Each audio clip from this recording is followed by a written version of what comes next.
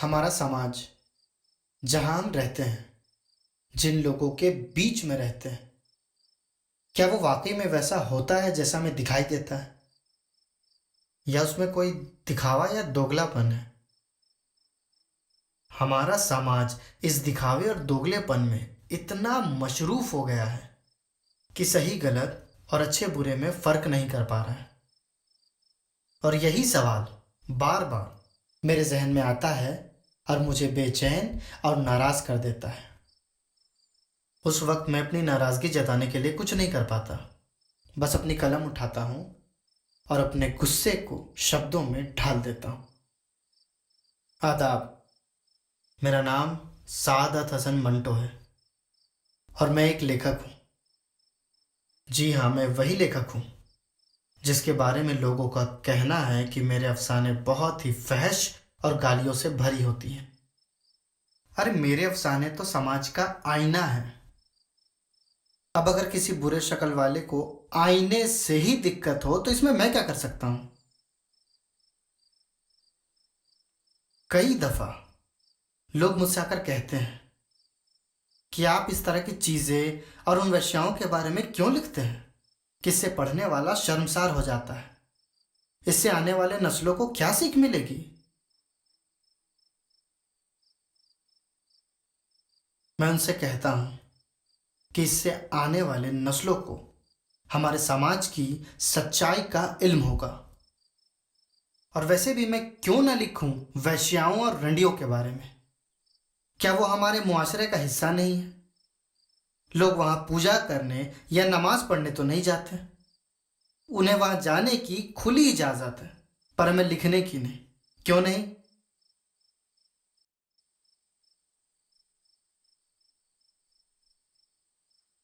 मेरे अफसाने, उनके किरदार और उनके लफ्ज हमारे समाज के बीच की होती है।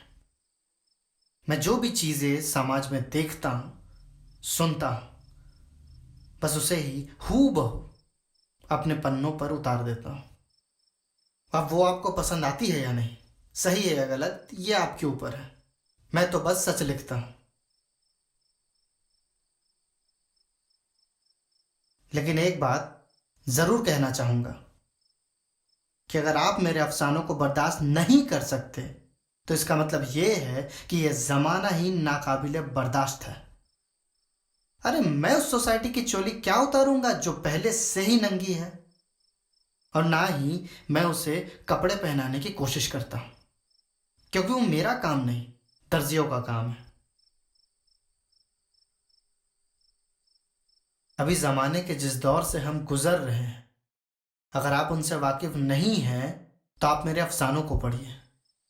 आपको सच्चाई का इल्म होगा कि किस तरह से लोग धर्म की आड़ में अपने इंसानियत को मार कर हैवान बने बैठे हैं।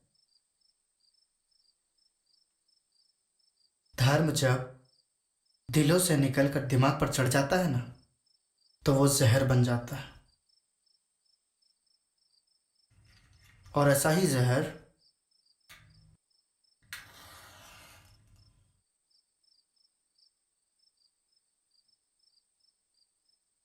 बंटवारे के वक्त भी फैला था।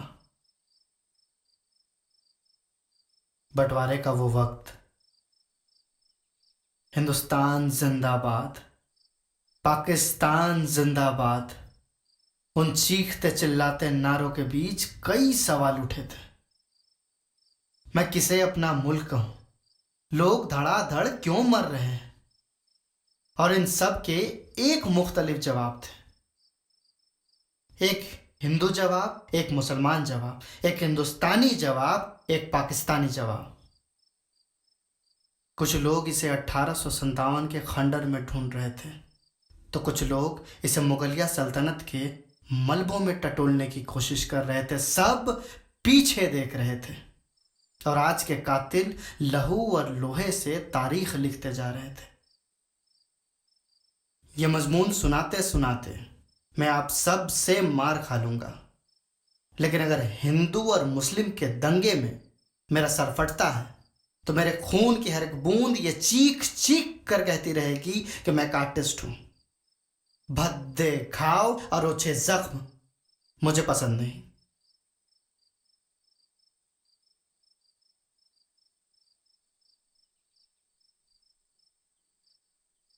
महज चंद लोगों के बादशाह बनने के ख्वाब ने भारत के सीने को चीर कर दो हिस्सों में बांट दिया। लाखों लोगों की लाशों पर चढ़कर अपनी बादशाहत कायम की।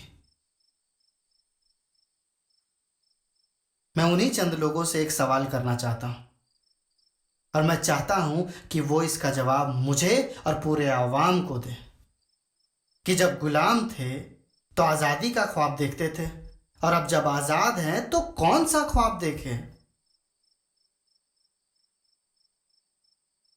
इस सवाल को नजरअंदाज मत कीजिएगा, जवाब सोचिएगा जरूर, क्योंकि एक इंसान हमेशा आपसे जवाब मांगता रहेगा, और वो इंसान होगा मंटो, सआदत हसन मंटो।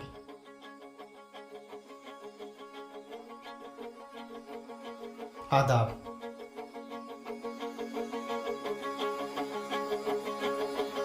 बोल के लब आजाद है तेरे, बोल जुबाब तक तेरी है।